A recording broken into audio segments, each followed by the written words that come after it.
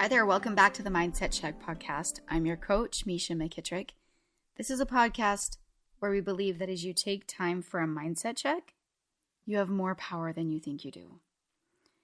And I genuinely believe that when we take time for a mindset check inside of our grief, that we really do have more power than we think we do. You'll see what I'm talking about. In the first season of the Mindset Check podcast, I'm reading through my journals from when I was 15 and pregnant. And we talk about some tough stuff. You know, I kind of have this rocky road that I'm traveling, including my little girl passing away. And this is the first episode after she passes. And just being completely transparent, I kind of drug my feet a lot with this episode. I didn't know, I was kind of trying to prepare my heart to jump into all of the details. And then even bigger, I felt the responsibility to make sure that I really share with you the things that helped me in hopes that they help you through whatever loss or grief you experience in your life. And I did have a really cool experience as I was trying to kind of gather my thoughts around all of it. One day I was just out driving and running some errands, and I just had one of those little whisperings that just kind of said, Mish, you already know all this stuff. You already know. And just kind of that reassurance that it will come as we just talk about it. As we talk about it and as we go through the next, however many episodes, that it will all come up and we will share it and we'll talk about it. And so if you're joining us for the first time and you desire just to jump in and listen, go ahead. If you want to know the background and the story, you can jump back in time because it's all chronological with what you experience as you listen to the podcast. Either way, I'm really grateful to have you here experiencing this with all of us. Really, the only person in this episode that you might not be familiar with is Caden. And he is Paul's son, who is Gina's stepson, who is Jesse's sister. Okay, clear as mud, right? Let's jump in. February 7th, 1995. I have just experienced the worst and the hardest days of my life. My most beautiful, precious Taylee passed away. It was January 18th. I had been living in Cedar at my mom's going to school and going over to stay with Jesse on the weekends. Well, January 18th fell on a Wednesday, and about 10 p.m. Jesse called and asked me to come over. I told him I had school in the morning and that Taylee had a doctor's appointment over in Parowan and that I would come over after that.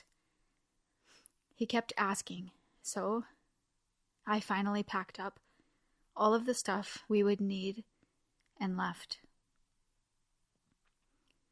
On the way over, Taylee was sitting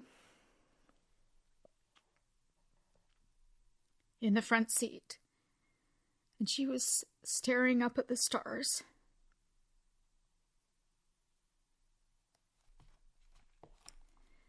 And then she just went to sleep. When we got to Milford, we brought all of our stuff in, and then we sat down, and Taylee was wide awake. When I was on the couch feeding her, Caden was still awake, so I had a blanket tossed over us to be modest. Taylee kept taking it off, as usual, but she was just looking at me, as if she were trying to say goodbye. I was actually trying to wean her off nursing, and she hated it. So I always fed her once before we went to bed, and offered the bottle even though she was so stubborn she wouldn't take it. That day, I went to the tanning beds, and I had a sunburn, so Jessie got up with her, which was very unusual. because I always do it. Because Jessie has to get up and go to work in the mornings. And I think part of that reason was because I would have to put her back in bed with us, and that would have made things worse. She went to bed crying, like always, because she couldn't go to bed without nursing and falling off to sleep. And that was her security. It was weird because she would cry and fall to sleep and cry and fall asleep, sort of like she was pleading with God and wanting not to leave us. She knew. That was about 11:30. Jessie got up with her around 3 o'clock and took her in the living room. It was very dark, and Jessie said she crawled from the living room into Ashley's bedroom, where I was sleeping on the floor, and he said she started to crawl on me, and Jessie picked her up and took her back in the living room. And she wanted to play. She crawled around the table. Jessie followed, and she'd turn around and see him there, and she would just laugh. She also went over to the sliding door and played with the blinds, laughed and giggled, and then they came back to bed. And she cried and fell asleep again a few times. And then she just fell off to sleep. The next day was the worst day of my life.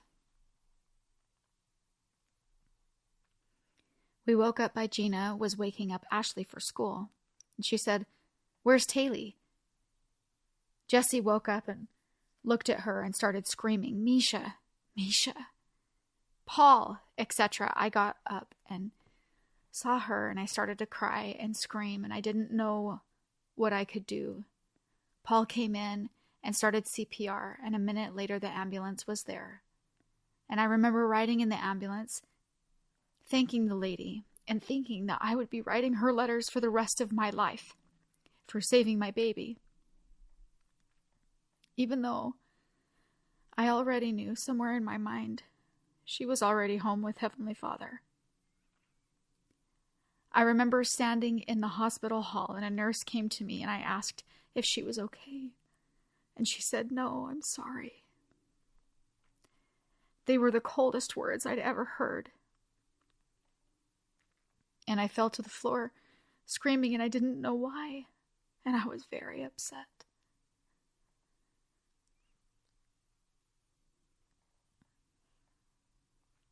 We sat in the hospital, and I remember holding her and kissing her, but I could not look at her face. I just rocked her like I was putting her to sleep. Then they told me she had to go, and I didn't want to let her go. After a while, we went down to the mortuary to talk to the man, and I held her and sang to her. And Jessie held her. And Ashley thought or talked as if she was asleep and held her. And then it was time for the man to take her to Salt Lake for the autopsy. She died January 19th, 1995. And I can't wait to be reunited with her again. The rest of the day was phone calls and visits and family, staying and questions with some answers and a whole lot of service, food, beds, and help. Friday we went to Cedar in the afternoon. I finally took a shower. We looked for a suit in St. George and visited with friends. That night was very long. We made a video of her, and it was hard. We didn't get to sleep until 6 a.m. The next day, Saturday, January 21st, her funeral, the hardest day of my life. When I was walking into the church, I almost turned around and didn't do it. but I knew I had to. And I knew it would be hard. I did it, and it was the most beautiful service. After the viewing and family prayer, I walked into the chapel with Jesse behind her casket, and I buried my head in his back. And I couldn't think without crying that all of those people knew Taylee, and she touched everyone's lives. You could feel it when you held her. You could see it when she looked at you. She was an angel.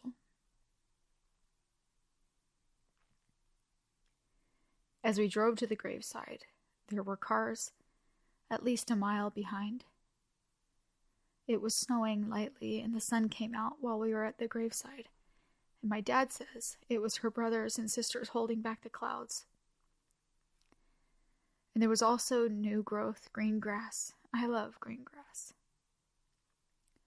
And amazingly, it was under the snow. I picked a rose. I picked a rose from an arrangement and laid it on her casket. And traded it for a, quote, baby one that was on her casket arrangement. After everyone left and we were getting in our car, Jesse got back out and went down to the casket and laid himself across it and cried. I hugged him and we left. We went down to the luncheon and then back to Milford with family after the weekend. Family went home. Right now, I feel closer to Jesse than I ever have before. I think Taylee's purpose was to come down here and straighten us up so we could go home and be with her and have a family forever. I know we can do it, but it will be hard. I'm willing, whatever it is. I just hope Jesse feels the same.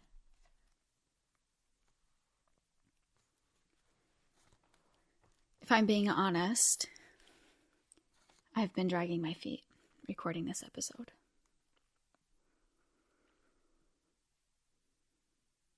My truest feelings are, it is hard to relive, and I feel like I've processed it fine. There's just so many elements to what is going on here. I'm reminding myself that I'm sharing this for a reason. And, in hopes that it helps other people. And I feel like I truly was given such a great outlook on how to look at death and grief. And it changed my life. It changed the way that my life became defined by having this little girl for the better. And I feel like that is a very good thing to share and to give the world and to help them walk through the ways that they can maybe get into a spot like that. Like whatever grief you have experienced in your life, maybe things you haven't processed. And to let you know that it's okay to process them. It actually helps you if you can muster up the courage. It actually helps you to process them and to feel the expansion of what comes on the other side. There's also a really huge element of this story that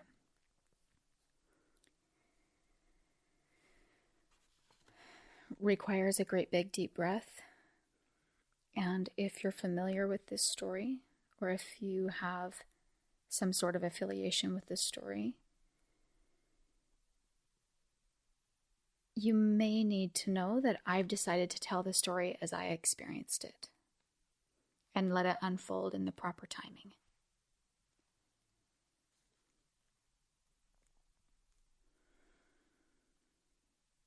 Our brain does interesting things. And I think there's a huge part of life that comes at us when we're ready for it, when we're able to handle it, and when we're able to deal with it. And there's definitely a big piece of that in this story. So some of the things I want to go over are some of the moments that led up to her passing. I talked about her looking up at the stars. And I promise, as sure as I'm sitting here, that I remember that moment to be almost a witness of an interaction that she had. She was looking up into this beautiful sky. And I felt like there was something bigger happening. I'm not entirely sure what she experienced in that moment, but I feel like I witnessed something that I could not see. And then there were all the moments of her sort of having, there's a part in her eulogy that describes her having extraordinary depth of vision. Like she could look into your eyes and see your soul. And it really did feel like that, If that's just my vision or my view, that's really what it felt like to me. And so each member of my family, both of my sisters and my mom and my dad, and I, and others that were also there, experienced an interaction with her before she left. For me, it was when we were nursing and she would pull that blanket back and she looked at me. There was a certain way she was like looking at me. And then she would go back to nursing and then she would do it again. And she did it over and over. And it felt like to us that she sort of had her moment with everyone. And there was a really cool feeling with that, even with the way that we were talking about her when she was falling asleep. And when I say she was crying, she wasn't full out like it was like whimper cry, like whimpering, like you knew she didn't want to do what she was doing cry, like she didn't want to go to sleep without nursing, right? And that was the already always. That was kind of how she went to sleep, because she was like, I'm not a very good impersonator of that, but then there was this moment that night where she did it over and over and over. Like she would wake up and then it would happen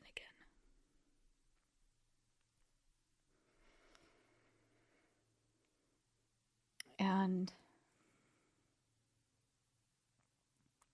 one thing that I will say is I don't believe that she crawled on me at night. I think that was Jessie just trying to make me feel good. Because I feel like I would have woken up for many reasons, but I was a very attentive. I would wake up to hear small little sounds in the night, like a watch ticking or something. You know what I mean? So I'm pretty sure that she didn't crawl on me, but that's okay, because I feel like that was something that he just said to make me want to feel more comfortable, or like that she was wanting me or trying to love me. And sometimes that's okay.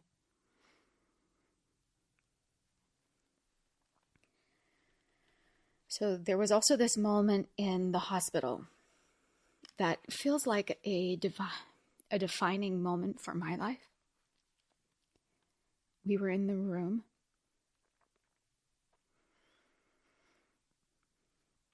And we were all holding her. And my dad and my grandfather arrived at the hospital. And I remember burying my head into my dad's chest. And just feeling that comfort and sharing the pain. And I turned to my dad for a lot of things, especially during this period of my life, as you have seen. And I remember just saying, why?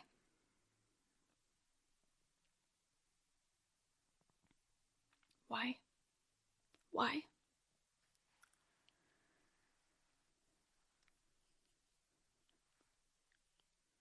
And he said, I don't know. I don't know.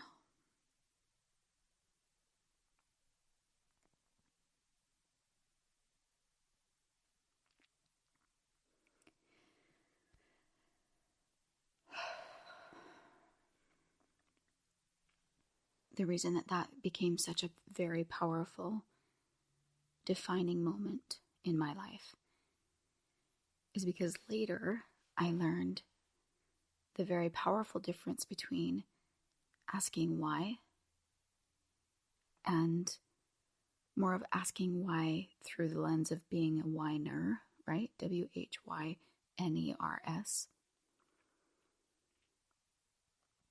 And I think when our heart and our soul genuinely wants to know why, we do receive those answers. And we are taught and we are shown. And I think there is definitely a field that we can fall into that's more on the side of being a whiner, WHYNERS, right? So there's the why and the whiners. And when we fall into that, we create ourselves as a victim. And when we do that, when we create ourselves as this victim, it changes the course of our life. It changes what we bring in, what we attract. It changes the way that we view and perceive everything around us. And bigger than that, we miss opportunities. We miss opportunities to see our power. We miss opportunities to function as our highest and best because of the experiences that we are blessed with. Every hard and bad thing that you go through is there to teach you, is to mold you, is to help you become who you're supposed to be. And that's why I feel like that moment for me, looking back on it, I didn't have the answers then, and neither did my dad.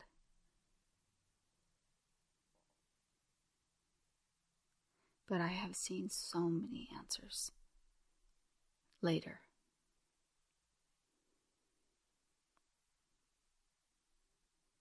And that is a beautiful thing.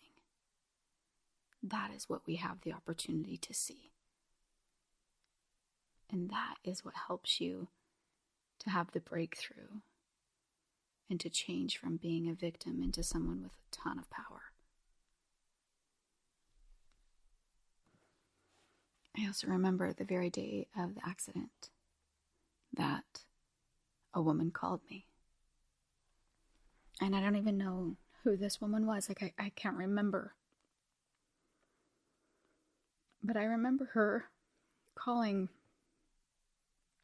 us after we had gotten home from the mortuary. And on the phone, she just said, I wish I had magic words for you. I wish I had magic words.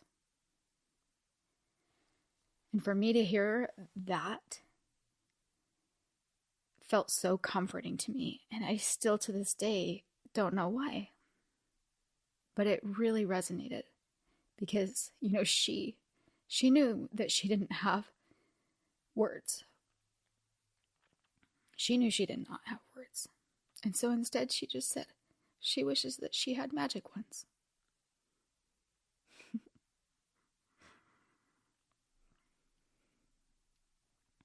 Oh, I was so grateful that night that they sent us home with a sleeping pill.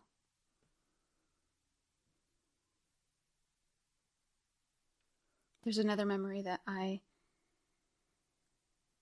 mentioned about going to her funeral, and I was walking into the church and I almost turned around. Like I couldn't do it. And I remember it was just my mom and I, and we arrived at the church, and I just got out of the car like normal, and as soon as I started to walk on that sidewalk, it was like I couldn't do it. I couldn't do it. And I don't remember if my steps stuttered or if I turned around or what it looked like, but my mom just put her arm around me. And I don't even remember if she said anything. And she just put her arm around me and helped me walk.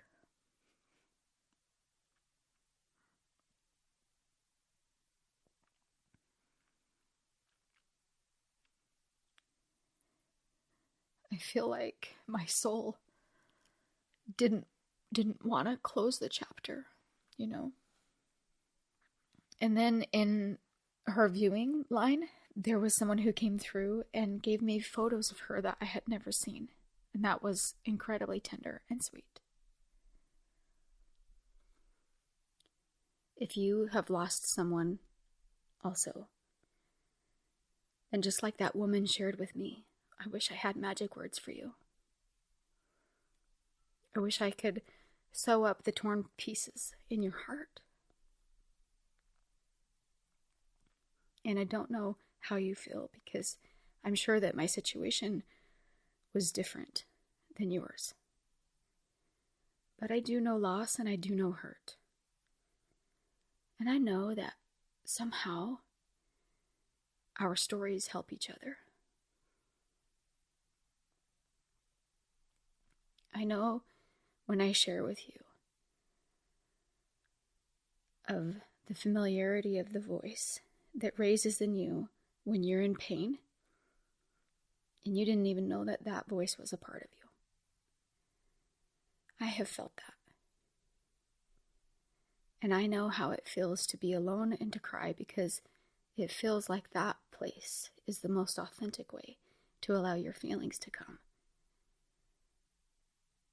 And to continue in that emotion for longer than you knew was in you. And I also know how it feels to need to be strong for the people around you. And to feel like you actually need to do that. Even though that's not always what's necessary. That's not always what's best. So my hope is to bring you through the next little bit of the parts of my journal, the next few episodes, all the way through things that helped me to think and to process and to look at this experience the very best that I could. And maybe somehow that can unravel for you whatever tight ball of yarn is in your heart. My dad had an idea in the way that we refer to her passing, and I loved it. It was that we could refer to her passing as a graduation, because she's moving from one phase or one life onto the next. She's moving and graduating into the next thing. And usually when people graduate, we feel happiness for them.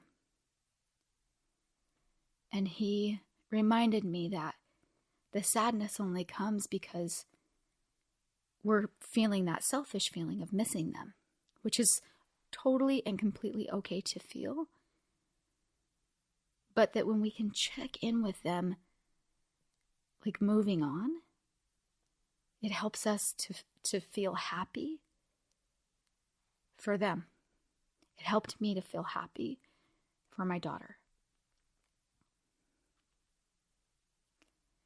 So many times as we talk about her passing, you'll hear me talk about her graduating. Because for me, that's what she got to do. Also, I've heard people say that when there's things that are really, really bad, look for the people who are doing the most good. And as I've prepared for today's episode, I just went through this photo album where I collected photos, and I also collected, documents and things that were given to us, like poems. And there's one that I'll share with you that came from a friend. And then I'll share the little note that she left afterwards, because this had me kind of emotional today. The poem is called Mother Remember by Wanda Miller. Dear Mother, I know that you were saddened when I had to leave. My stay on earth was so very brief. My passing was sure to cause you pain, but Mother, I'm not really so very far away. Whisper and I will hear. I am here with Father. I am happy. Please, Mother, won't you be happy too? Live your life rich and full. Fill each day with warmth and sunshine. Look closely at the flowers and the sky. Drink deep the beauty of the sunset and the gentle falling of the rain. Then we may share their sweetness when we meet again. And Mother, remember always I love you. So that's the poem. And then the little note that she wrote to go with it is what really got me. She said, Dear Misha, and this was written on the very day that this happened, and she was a friend of my mom's. It says, Dear Misha, upon hearing upon your loss, I knelt, oh my gosh,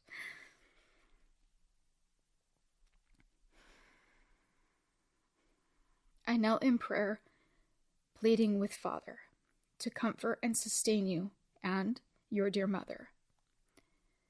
Almost immediately, the Spirit prompted me to retrieve a poem I had written years ago. It seems your little daughter wanted you to know. May God bless you. Much love, Wanda. It really got me when she said, it seems your daughter wanted you to know. And we've talked about on this podcast before the whisperings that we get. And when we get those, man, they can be life-changing for other people. And I remember this bringing me a lot of comfort, and the idea to look to nature, that we can sort of enjoy that together. There's another little poem that really stuck with me. So bear with me as I share it with you. This was a Dear Abby poem that was in a little column in the newspaper that I cut out, or someone cut out for me. I don't remember. It says, to all parents, I'll lend you for a little time a child of mine, he said, for you to love while she lives and mourn for her when she's dead. It may be 6 or 7 years or 22 or 3, but will you, till I call her back, take care of her for me? She'll bring her charms to gladden you, and shall her stay be brief? You'll have her lovely memories as solace for your grief. I cannot promise she will stay, since all from earth return, but there are lessons taught down there I want this child to learn. I've looked the wide world over in my search for teachers true, and from the throngs that crowd life's lanes I have selected you. Now will you give her all your love, nor think your labor vain, nor hate me when I come to call her back again? I fancied that I heard them say, Dear Lord, thy will be done.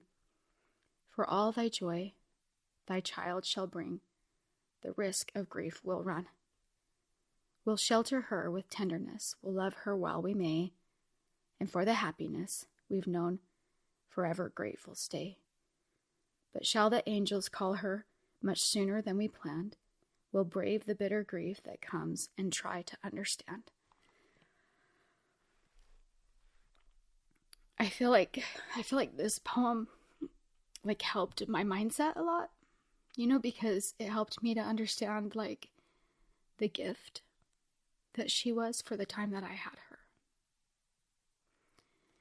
That also brings up a little memory that I had when Taylee was 4 months old.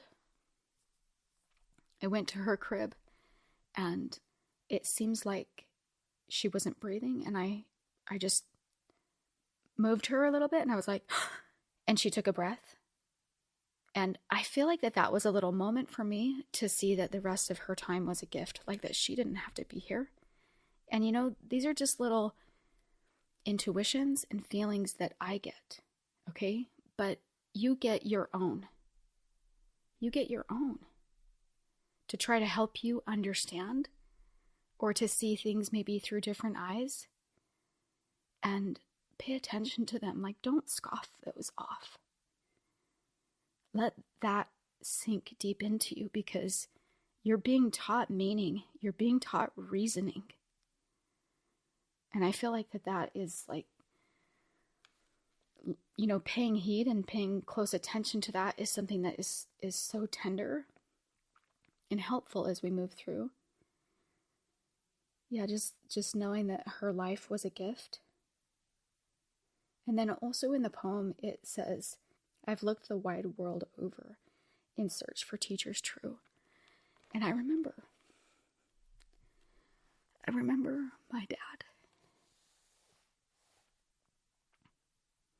saying to me, Mish, like, I picture you and Taylee in heaven as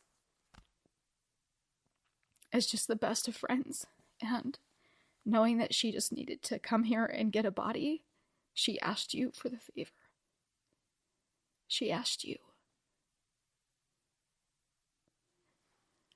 And so, again, it made me feel like I was very privileged.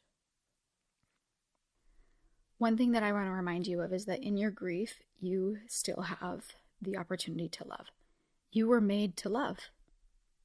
And so burying that ability is not what's going to help you process. You still get to love the person that you're missing. You still get to actively love others in your life. And you still get to mourn with the people who also loved the person you're missing. And so take all of the energy that you would have poured into the person and pour it into them in ways. We're going to talk about different ways that you can still pour love into them even though they're not here. We're going to get into that in future episodes.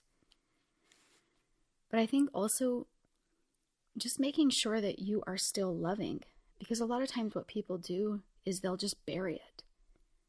And they decide that they're not going to love, that person has now left them, and so they don't have the capability to share that love anymore, and it cripples them. Instead of understanding that we all have in our hearts love, evidence of love, and that we all have the need to express that love. And it helps us process when we do still love. So find the people that are around the story that you want to put that energy into and love them hard. I honestly feel like learning that has been a key factor in why I've been able to process in such healthy ways. Our family fell into each other's arms. Instead of burying it and trying to not talk about it because somebody else was going to get emotional. Even times where we would forget, because your brain reverts to what it already knows. So your brain reverts to like, oh yeah, Taylee and what's normal and all this stuff. And one time I walked into my mom's work and she said, hey, Mish. And this was kind of fresh after. She's like, what? Where's Tay? And she just looked at me after, and I looked at her, and we just held each other and we just cried. I'm so sorry. And I'm like, gosh, no. Wouldn't you rather that she remembers her? Wouldn't you rather be a place where we can safely express our emotions and just love? Like, it's a happy thing that she was defaulting to her just being part, here and part of our life, in my opinion.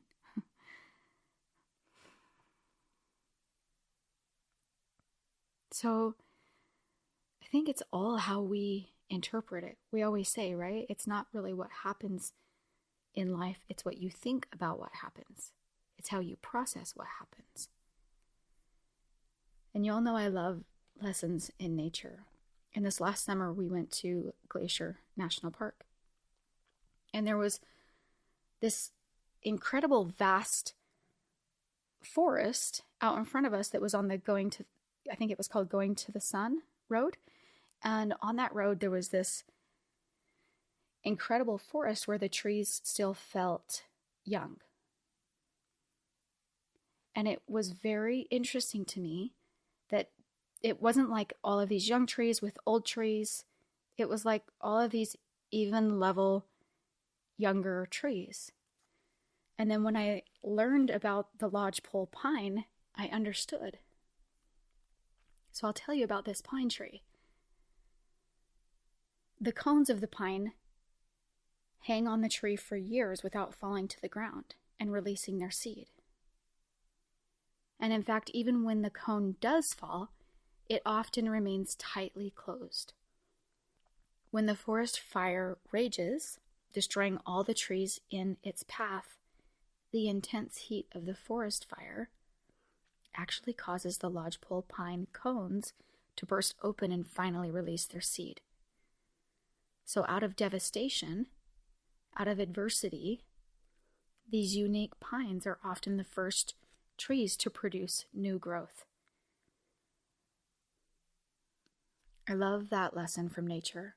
I love that out of devastation and adversity, we see new life. We see a new beginning. And I think that speaks so true to me because I know what it's like to feel really protected in that cone. And that when the fire comes, it opens up and releases its seed.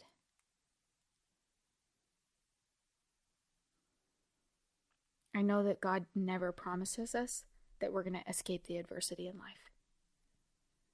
But I do believe that He promises that in the midst of the storms and the clouds of tragedies and the struggles of everyday life, that He will cultivate new life through our adversities and through the things that are hard for us. I'm a very big believer that as we go through hard things, that it enriches the human experience. And on the other side of this story, I can tell you that going through that, and I know this is hard to hear for people who are in the struggle, but it's really had a way of blessing my life.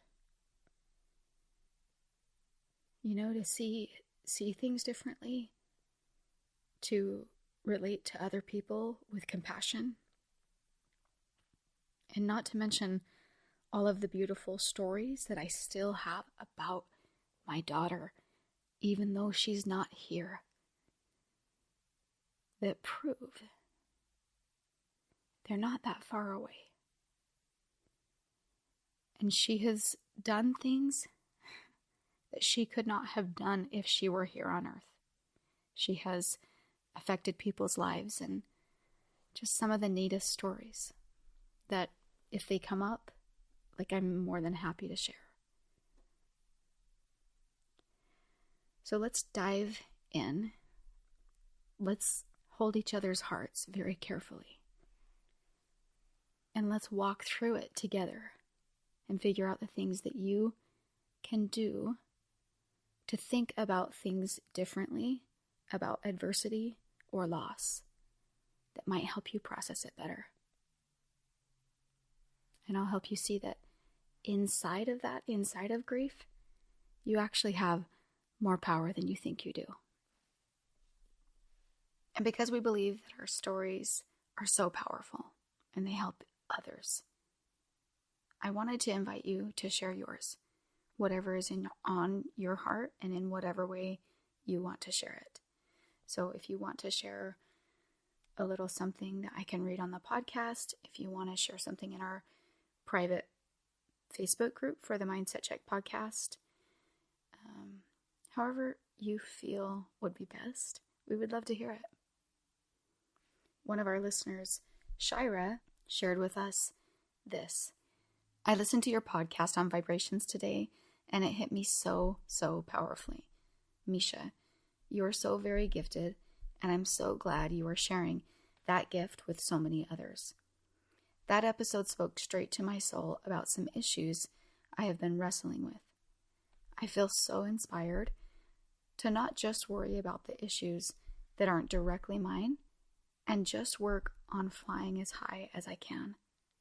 What a powerful way to show those you love most that you love them enough to be your best self. I'm getting emotional thinking about what a beautiful eternal truth that is, and it was exactly what my spirit needed in this season of life. Love what you're doing. Shira, thank you so much for your words. Thank you for the uplift, and it definitely propels me and helps me know that what I'm doing really is making a difference for others. And I think also by you just sharing what you've shared, you help other people have some sort of a breakthrough in just the small amount of words that you shared with us. So thank you so much. And so just like Shira, if any of you have anything that you want to share, I would invite you to reach out to me. You can email me, hello@myfriendmisha.com. You can DM me on Instagram at myfriendmisha. That's MESHA. And you can also DM me on Facebook. So lots of ways. I also want to invite you, if you're not a member of the private Facebook group for Mindset Check, for the Mindset Check podcast, it's free. And it's just a place where we're gathering pictures and stories from each other. It's just a place for us to have this safe place where you are able to surround yourselves with other people who are feeling the same vibration and being drawn to this podcast. So it's there for you. And one more thing, please remember to rate, click the stars, and also write just a couple of sentences for a review. That helps our podcast so much. Thank you so much for opening your heart and listening today. I wanted to leave you with this quote from Jack Thorne that says, "Those we love never truly leave us. There are things death cannot touch." Until next time, my friend.